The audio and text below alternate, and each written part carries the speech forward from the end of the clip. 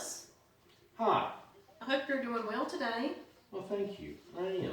I know the last time we discussed trying to get down to some of the root causes of what's contributing to your significant anxiety.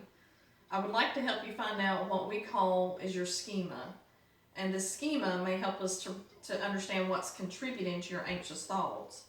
If it's all right with you, can we talk about your past? And when I say past, I mean times when you were a younger adult or maybe an adolescent.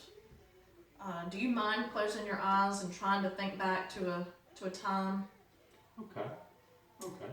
Before we get started, is it all right if we take some deep breaths in and out to help us relax? So while you have your eyes closed, we can start by doing that first. Yes, that seems fine. I'm just feeling a little bit more anxious today. Okay, well, I think it'll be good then. We'll go ahead and help us start our exercises to relax, and I'll go ahead and start us off. We'll take 3 deep breaths in, and then we'll just blow it out like we're going to blow out a candle. Okay. Okay, let's go ahead and take our deep breath in. Blow it out like you're going to just blow out a candle. Take another deep breath in. And blow that out like you're going to blow out a candle. And take one more deep breath in. And we'll go ahead and let that out. Okay. I think you've been doing these breathing exercises at home. I hope that's been working for you. Is that correct? Yes, I have been doing it at home, and it does help. Okay. Well, while you have your eyes closed, we're going to go back.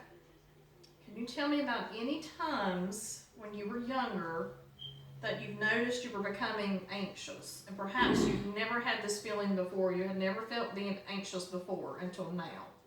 Well, I mentioned when I was younger that I was diagnosed with a seizure disorder.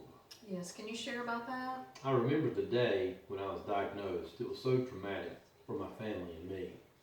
I'm sure this had to be a really rough time for you and your family. Yes, my parents were really freaked out during this time, especially my mom. She was so upset and distraught. Mm-hmm. She insisted that I never be alone after my diagnosis. So I never had any time for myself because someone always had to be with me. Mm-hmm. This really got on my nerves. But I never said anything because I know this made my mom feel better knowing that I was not alone Mm-hmm. because she was always so afraid that I would have a seizure when I was by myself. So your mom's overprotectiveness really irritated you. Oh, absolutely.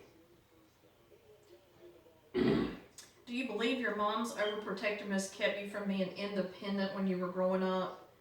And this makes things very hard as you continue to grow up because it may make you feel incompetent when doing things alone, trying to be alone.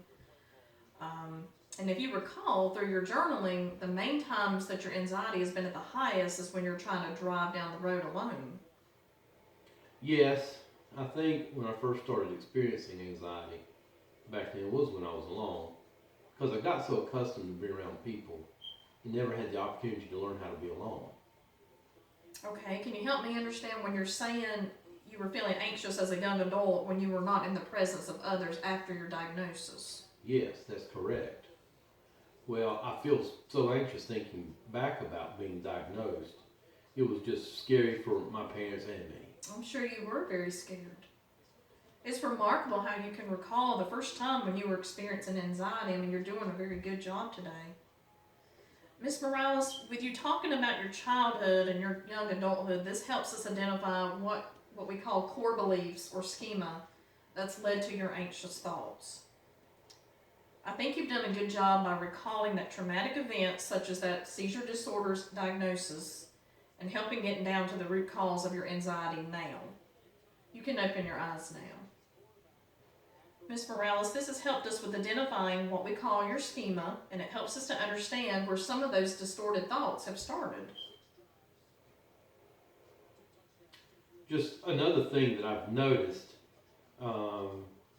is that I just get more anxious when I am alone. Like when I get into my car, I start to feel panicky and I feel like I'm going to die. But I know I'm not, but that's just the main thought that runs through my mind. So this is a recurring thought you have over and over, and this is what we call like an automatic thought. Yes, that's exactly what goes through my mind every time. Have you, I know you've mentioned several times you would not want your significant other, Greg, to know how bad your anxiety's got. Do you consider Greg as someone that's logical, that makes good decisions? Oh, yes, absolutely. What do you think Greg would say if you decided to tell him how you feel when you're going to drive? For example, if you told Greg that when you get into your car you get very anxious and you start having these feelings that you're going to die, what would he say? Well, if I told him, he would tell me how silly it is to think that way. He would probably tell me nobody's going to die from having a panic attack. Right. Because if you remember, you've said that when you feel anxious, you normally pull over to the side of the road. After a few minutes, you feel better. So Greg would be right if he told you having a panic attack would not kill you. I guess when we talk like this, and I can think more clearly, you may be right. Miss Morales, have you ever thought about when you get anxious to start saying things to yourself such as, I'm going to be okay, I'm not dying, if I were Greg, what would Greg do? You could start by practicing these sayings when you feel anxious, when you feel like you're going to have a panic attack. I seem to think better when I am with you here talking about things. Sometimes people's thoughts just doesn't make sense. We just have to learn to look at things in a different way sometimes. I understand now that I've not been thinking logically. It does make sense when I think about it. I felt like I was going to die, but I haven't died. You're 100% right. Ms. Morales, you've done good work today by recognizing your thoughts and feelings and being able to reframe them from a negative to more of a positive way. Would you be alright with continuing to journal your thoughts, but this time it would be like a different logbook, and we would be like looking at things such as identifying situations, emotions, automatic thoughts, actions, rational thoughts. When you start identifying these things and writing these things down, we can work together to see if you saying these statements to yourself after you have getting very anxious. We'll see if saying these statements to yourself will be able to help you be able to improve. We can work on this together. Okay, yeah, I think I can do something like that.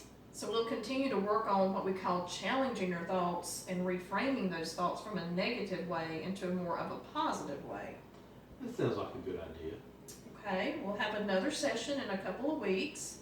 We can review your progress again, and perhaps you can take the Beck Anxiety inventory again to kind of see where we're at with your anxiety at that time. Okay, thank you.